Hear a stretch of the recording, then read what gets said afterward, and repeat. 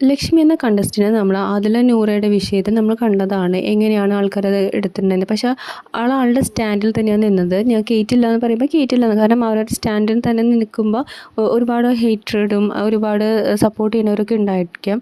പക്ഷേ ലക്ഷ്മീനെ സപ്പോർട്ട് ചെയ്ത ആൾക്കാരാണ് മിക്കതും. കാരണം ആ ഒരു വീക്കിൽ ലക്ഷ്മി പോകുമെന്നാണ് വിചാരിച്ചിട്ടുണ്ടായിരുന്നത്. പക്ഷേ ആ ഒരാൾ ആ പറഞ്ഞ കാര്യത്തിൽ ഉറച്ചു നിന്നുകൊണ്ട് മാത്രമാണ് ഇത്രയും സപ്പോർട്ട് ലക്ഷ്മിക്ക് കിട്ടിയിട്ടുണ്ടായിരുന്നത്. ഇനി രണ്ടാമത് വീണ്ടും ഒരു എൻട്രി വന്നപ്പോൾ ലക്ഷ്മി ചെയ്ത നല്ലൊരു കാര്യം എന്താണെന്ന് വെച്ചാൽ അവിടെയുള്ള കണ്ടസ്റ്റൻസിനെ സപ്പോർട്ട് ചെയ്യുകയാണ് ചെയ്തിട്ടുണ്ടായിരുന്നത്. ഒരാളെ പോലും മോശമായിട്ട് രീതിയിൽ പറയുകയോ കാര്യങ്ങളൊന്നും ചെയ്തിട്ടില്ല.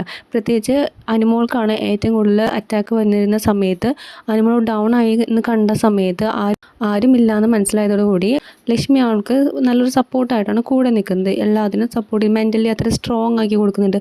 ഇങ്ങനെ ചെയ്യണം അങ്ങനെ ചെയ്യണം എന്നൊക്കെ പറഞ്ഞു കൊടുക്കണേ. ഇത്രയും ഫേസ് ചെയ്തില്ലേ, ഇനി എന്ത് നിനക്ക് ഇനി എത്ര എളുപ്പമാണ്, ഇനി കൂടുതലൊന്നും വിഷമിക്കാൻ നിൽക്കണ്ട, പല കാര്യങ്ങളും പുറത്ത് നടക്കാം, അതൊന്നും മൈൻഡ് ചെയ്യാൻ നിൽക്കണ്ട, ഇവിടുത്തെ കാര്യങ്ങൾ നോക്കുക, ഇത്രയും ഗെയിം കളിച്ചാണ്, ഈ 2 ദിവസം കൂടിയുള്ളൂ, അങ്ങനെയൊക്കെ നല്ല രീതിയിൽ മോട്ടിവേറ്റ് ചെയ്യണം. അതേപോലെ തന്നെയാണ് അഭിലാഷും ഒനിയിലായിരുന്നത്, മസ്താനിയല്ലാതെ മോട്ടിവേറ്റ് ചെയ്യുകയാണ് ചെയ്യുന്നത്. അല്ലാതെ ഒരാളെ തളർത്താൻ വേണ്ടിയിട്ടല്ല വീണ്ടും ഒരു എൻട്രി കിട്ടുമ്പോൾ ചെയ്യേണ്ടത്.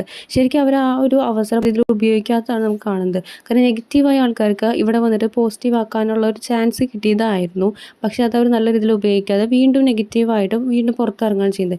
സൈബർ ബുള്ളിങ് ആണ് ഇനി അവർ ഫേസ് ചെയ്യാനായിട്ട് നിൽക്കുന്നത്. പ്രത്യേകിച്ച് അനുമോൾ എന്ന കണ്ടസ്റ്റൻറ്റിനെ കൂട്ടമായിട്ട് ആക്രമിക്കുന്നത് കൊണ്ട് മാത്രമാണ് അവർക്ക് ഇത്രയും സൈബർ ബുള്ളിങ് ഒക്കെ നേരിടേണ്ടി വരുന്നത്. ഇപ്പോൾ അവർ വന്നിരിക്കുന്നത് ഇവർക്ക് സപ്പോർട്ടിന് വേണ്ടിയിട്ടാണ് ഇവരെല്ലാവരും കൊണ്ടുവന്നിട്ടുണ്ടായിരുന്നത്. അത് അവർ യൂസ് ചെയ്തില്ല. അതിന് പകരം അറ്റാക്ക് ചെയ്യാണ് ചെയ്യുന്നത്. അതൊക്കെ പുറത്ത് വന്നെങ്കിൽ അത് പറഞ്ഞ് തീർക്കാം. അങ്ങനെ പല വഴികളിലൂടെ ഉണ്ട്. പക്ഷെ എന്താണ് അവർ ഇത്രയും ധൃതി പിടിച്ച് ഇങ്ങനെ ചെയ്തതെന്നൊന്നും മനസ്സിലാവുന്നില്ല. ഈ ബിഗ് ബോസ് ഹൗസിൽ വന്നത് കൂടി ഒരുപാട് ആളുകൾക്ക് ഫെയിം കിട്ടിയിട്ടുണ്ട്. അതുപോലെ നല്ല ഫെയിമിൽ നിന്ന ആൾക്കാർക്ക് മോശമായിട്ട് പോയിട്ടുണ്ട്. ഒന്നും അറിയപ്പെടാത്ത ആൾക്കാർ മോശമായിട്ട് പോയിട്ടുണ്ട്. അങ്ങനെ പല രീതിയിലാണ് ആൾക്കാർ ഫേസ് ചെയ്യുന്നത്. പക്ഷേ അത് അവരെങ്ങനെ യൂസ് ചെയ്യണമെന്നനുസരിച്ചിട്ടാണ് എല്ലാ കാര്യങ്ങളും അതിനെ ആശ്രയിച്ചിട്ടാണ് നിൽക്കുന്നത്.